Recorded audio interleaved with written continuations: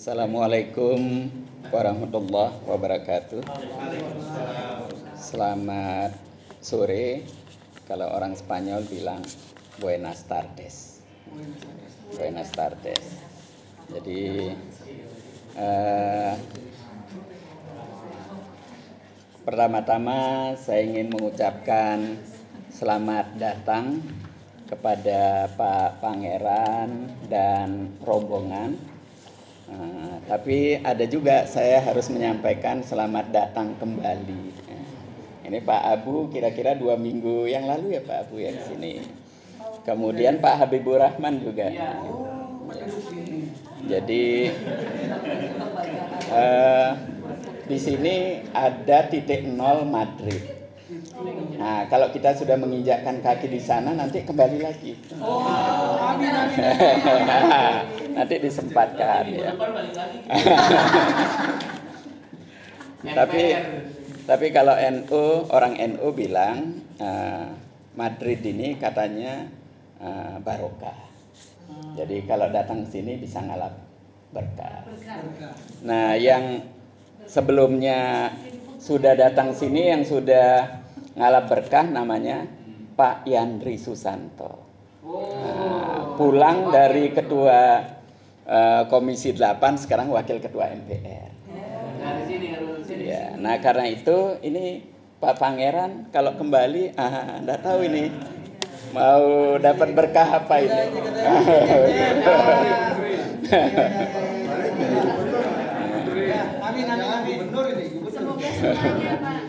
Iya, semuanya. Ya, nanti saya mau cerita sedikit bagaimana semuanya dapat berkah. Gitu. Tapi sebelumnya saya ingin mengenalkan tadi Pak Bayu ini diplomat paling senior. Sebelum saya datang di sini, kalau orang partai bilang pelaksana tugas dubes. Ya, kuai.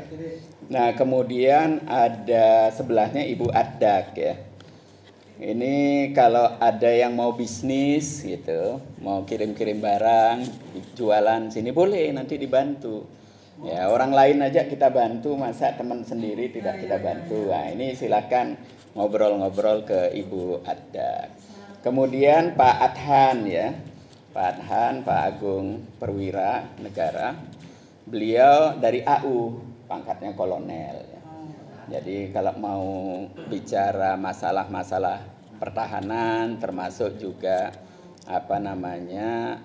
bidang apa saja kerjasamanya itu beliau sangat tahu ya.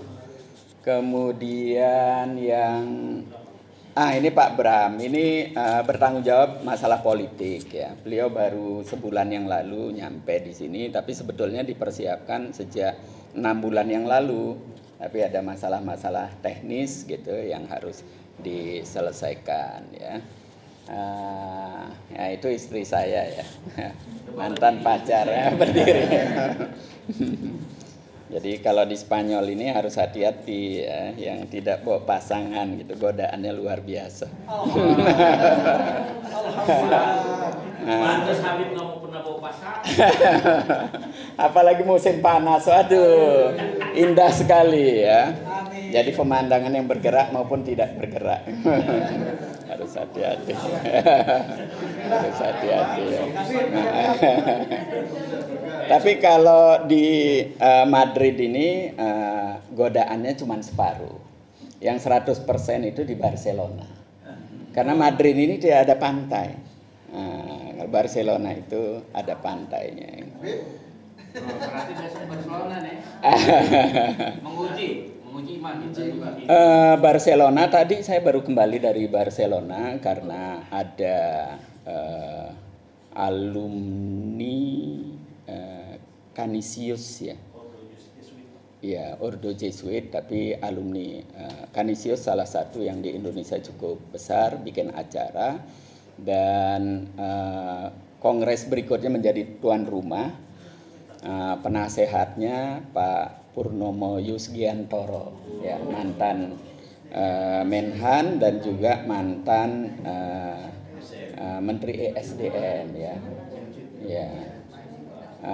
Secara personal saya dekat sekali Tapi juga beliau ini karena lobbynya hebat ya, jadi mampir ke Pejambon dulu ya, ketemu sejumlah pejabat sehingga saya ditekankan betul jangan sampai tidak hadir ya. Walaupun saya tahu sorenya di sini harus menerima Bapak Ibu sekalian ya dari Komisi 3 ya kita sempat-sempatkan. Tapi untungnya karena ada kereta cepat ya dan nyaman sekali. Hanya sekitar 3 jam itu kita ya belum lelah sudah sampai. Apalagi tadi saya dapat bonus dari Bapak Ibu sekalian karena mundur 2 jam. Saya sempat tidur sebentar ya. Sehingga insya Allah fresh ya. Nah memang pertemuan seperti ini biasanya ya saya sebagai politisi ya, jadi tidak diplomat murni. Jadi saya juga tidak mau ngomong normatif ya, karena diplomat itu katanya tidak boleh salah, kemudian harus banyak senyum, kurangi berbicara, karena risikonya bisa hubungan 2 negara.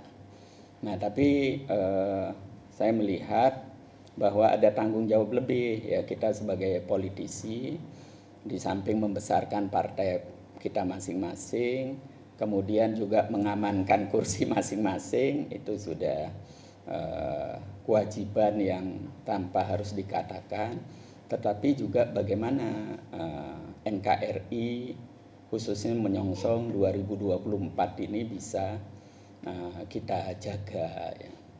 Nah kita yang di parlemen ini memegang peran sangat besar ya, baik sebagai anggota parlemen maupun juga sebagai kader partai, karena negara demokratis itu partai dan parlemen itu menentukan sekali. Nah saya di sini berusaha untuk rajin menghadiri forum-forum ilmiah dan di berbagai tempat itu saya senang sekali ya menghadiri karena ada beberapa hal yang menarik perlu saya laporkan ke Bapak Ibu sekalian. Di Spanyol ini kalau berbicara Islam itu asosiasinya Arab. Nah saya bilang masa depan Islam bukan di dunia Arab, tapi di situ di Indonesia dan kawasan ASEAN seperti Malaysia, Brunei dan seterusnya. Nah ini cara saya menarik perhatian mereka. Nah yang lain isu demokrasi Indonesia itu seksi sekali. Saya kalau jualan Indonesia dengan isu demokrasi menarik sekali di sini dan banyak sekali mendapatkan perhatian. Karena apa? Misalnya saya kan selalu dikritik katanya demokrasi Indonesia itu setengah hati ya. Karena apa? Oposisinya tidak kuat. Nah saya bilang itu kan paradigma barat, itu pengalaman barat, teori barat. Coba Anda dalami demokrasi Indonesia itu menarik sekali. Wah dia kaget, menariknya apa? Ya. Saya bilang paradigma Indonesia walaupun nomenklaturnya itu demokrasi, tapi tidak sepenuhnya copy paste dari barat. Gitu. Nah di Indonesia masyarakatnya itu gotong royong. Gitu. Ini yang saya selalu gunakan istilah local wisdom.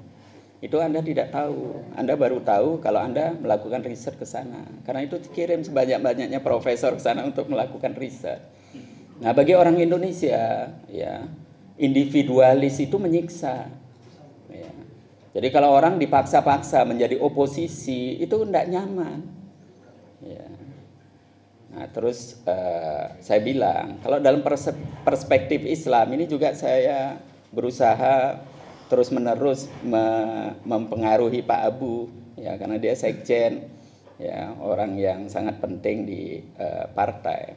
Di Islam itu syuro, ya, syuro memang tidak sama dengan demokrasi. Ya. Nah, di dalam syuro itu tidak ada oposisi. Ya. Saya suka mengambil contoh, misalnya ketika kita memilih imam sholat. Nah, kita kan memilih siapa yang paling fasih bacaannya. siapa yang paling mulia akhlaknya, siapa yang paling berjasa dan seterusnya. Nah, setelah terpilih yang lain jadi makmum. Mana ada yang jadi oposisi, tidak ikut sholat misalnya, itu dosa. Karena imamnya tidak sesuai dengan selera, kira-kira gitu. Nah, saya kemudian dikritik lagi gitu. Tapi faktanya ini itu. Jangan bandingkan dengan demokrasi barat. Ya. Karena apa? Itu tidak apple to apple. Ya. Kenapa tidak apple to apple? Usia demokrasi barat itu sudah ratusan tahun. Indonesia baru puluhan tahun. Berikan kesempatan kami. Pada saatnya bukan mustahil Indonesia lebih bagus demokrasinya daripada. Itu. Nah, dengan cara seperti ini kita berargumen ya, dengan menyampaikan berbagai teori dan seterusnya. Mereka juga surprise dan memberikan perhatian ke kita. Nah, banyak sekali profesor, doktor yang kemudian minta dikawinkan dengan sejumlah universitas di Indonesia. Mereka akan melakukan riset, membawa mahasiswanya dan lain sebagainya. Nah, artinya apa? Bapak Ibu sekalian, jangan minder berhadapan dengan mereka. Kita harus yakin ya, dengan identitas kita, dengan sejarah kita. Kalau cerita Pancasila itu waduh banyak sekali ya. Nah, termasuk saya bikin novel, nanti saya akan hadiahkan kepada Bapak Ibu sekalian. Tapi karena Pak Pangeran bawanya sedikit ya, jadi saya nanti per fraksi aja, belum bisa per orang. Tapi di balik novel itu juga itu guide ya, agar Bapak Ibu sekalian kalau lihat dari isi daftar isinya bisa menentukan mau 3 hari ini mau kemana saja, gitu. Nah, lihat di situ ada cerita-ceritanya. Nggak perlu dibaca semua, lihat judul-judulnya mana kira-kira mau ke Toledo atau mau ke Barcelona. Di situ saya ceritakan. Nah, lepas dari itu saya juga ingin mengajak Bapak Ibu sekalian bagaimana 2024 ini supaya cebong kampret itu tidak terulang ya. Dan saya gembira sekali ya membaca perkembangan situasi. Mbak Puan itu sebagai orang yang membawa mandat PDIP itu kan sudah membuka ruang silaturahim kepada semua partai. Nah, ini artinya kan ada komunikasi, politik itu kan saling mempengaruhi dan seterusnya. Nah, lepas dari itu semua, memang juga saya membaca setiap partai ini kan sekarang ingin mendapatkan efek ekor jas. Ya. Dan kalau memang masing-masing itu harus berjalan dengan keretanya sendiri, tapi ada komunikasi. Nah, artinya apa?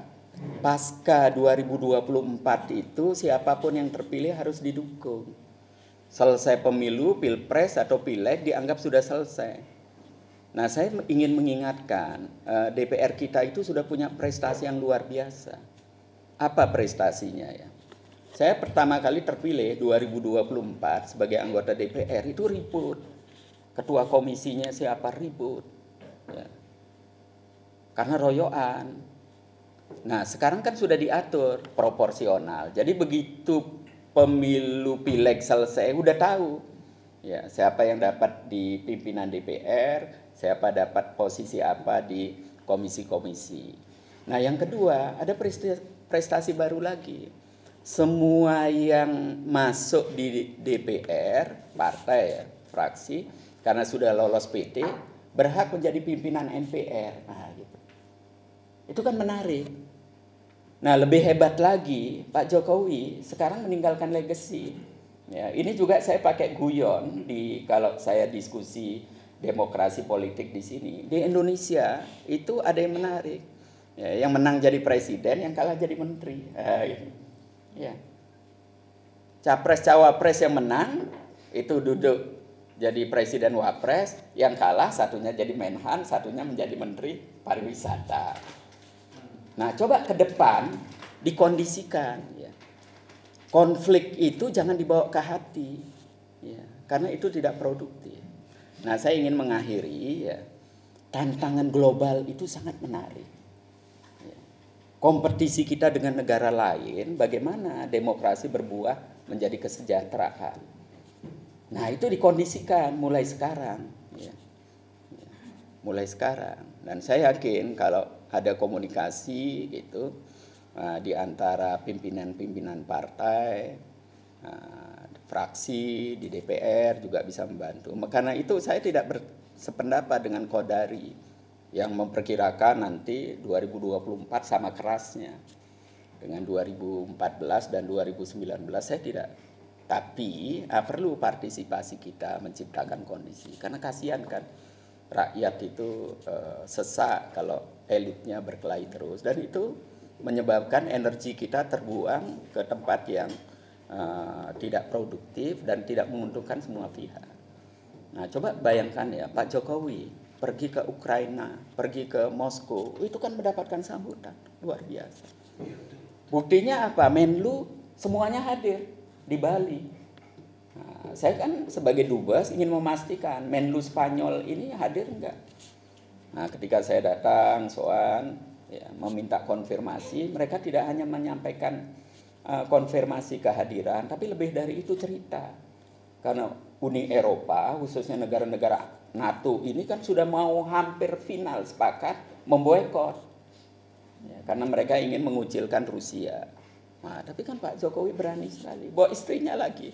Nah, itu tidak terbayang. Menyebabkan situasi peta berubah, mereka menjadi cair. Nah, peran-peran seperti ini bisa kita mainkan. Ya, dulu Soekarno memainkannya bagus sekali.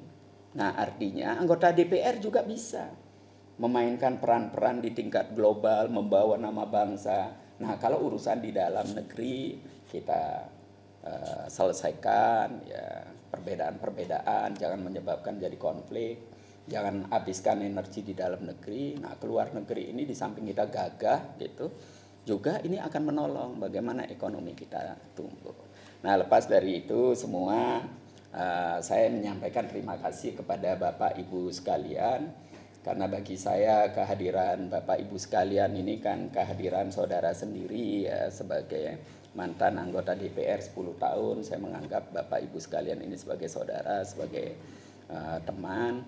Tetapi juga di luar itu kita punya tanggung jawab yang bersama, mengamankan bagaimana pasca 2024 itu semuanya berjalan baik dan harus lebih bagus. Ya, ini kalau Pak Abu kan pakai hadis ya. Kalau hari ini sama dengan kemarin rugi. Kalau hari ini lebih buruk dari kemarin itu celaka.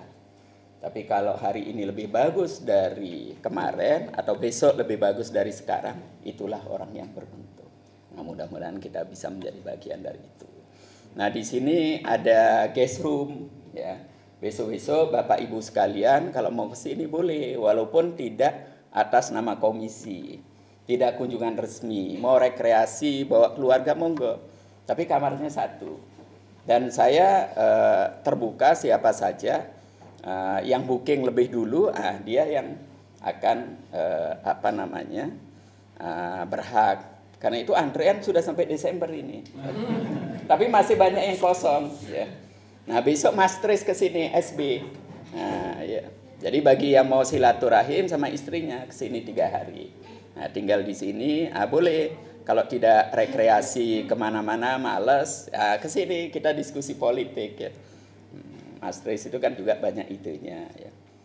Kemarin ketika ada reshuffle, beliau juga salah satu yang didorong. Tapi bagaimana di dalam itu ya ternyata ketua partai yang sekarang masuk kabinet.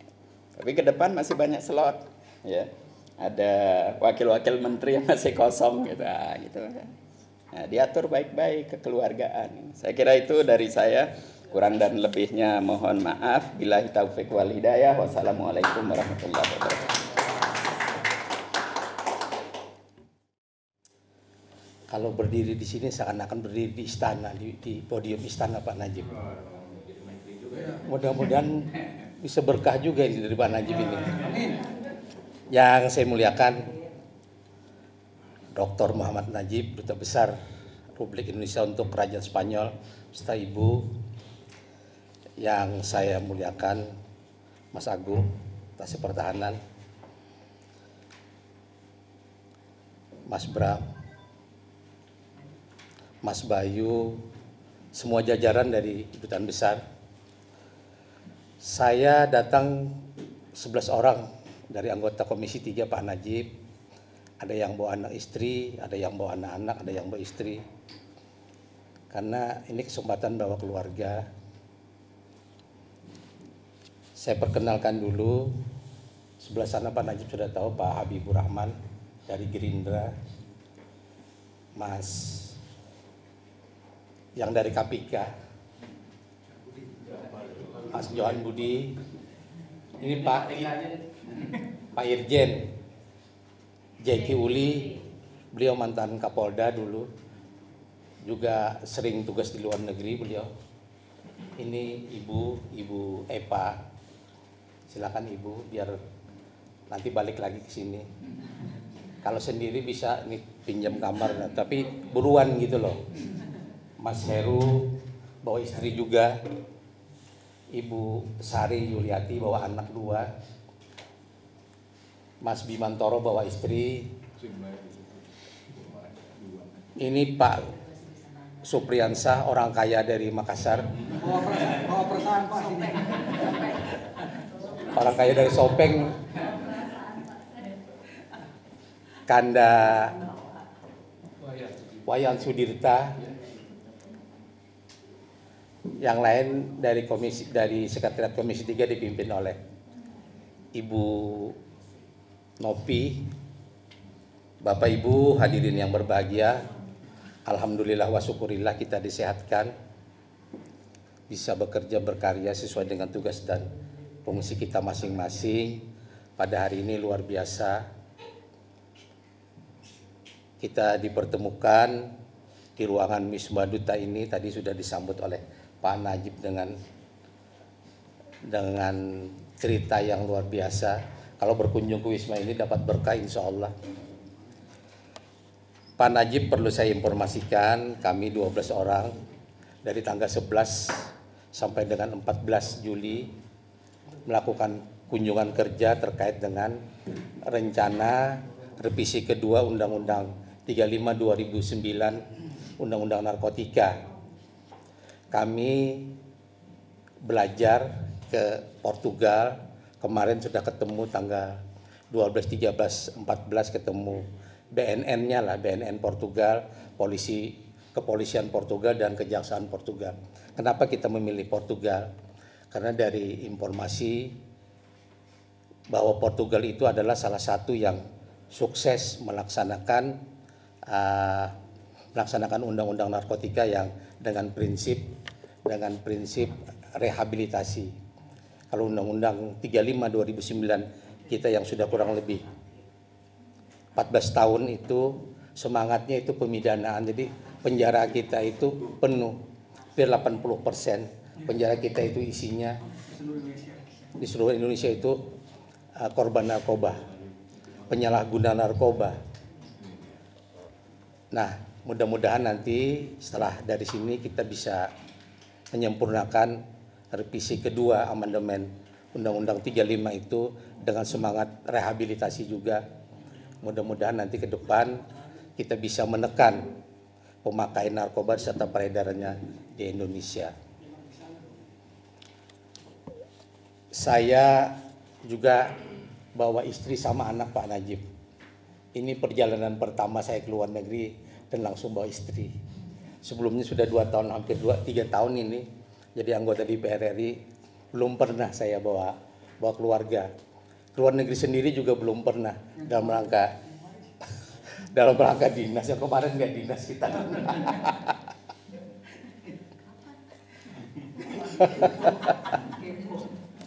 Jadi kita kepengen kenapa kawan-kawan itu setelah melakukan kunjungan kerja dari Portugal ke Spanyol, karena Spanyol ini dulu pernah ada kerajaan Islam dan mungkin kawan-kawan pengen ke Granada, ke Alhambra atau di mana tempo hari kebesaran Islam ada di sana. Mungkin ini yang bisa saya sampaikan Pak Najib. Mudah-mudahan tidak sekali saja kami datang ke sini, mudah-mudahan nanti datang ke sini mungkin kawan-kawan juga dengan jabatan yang baru Pak Najib, kira-kira begitu. Demikian wabillahi taufiq wal hidayah. Wassalamualaikum warahmatullahi wabarakatuh.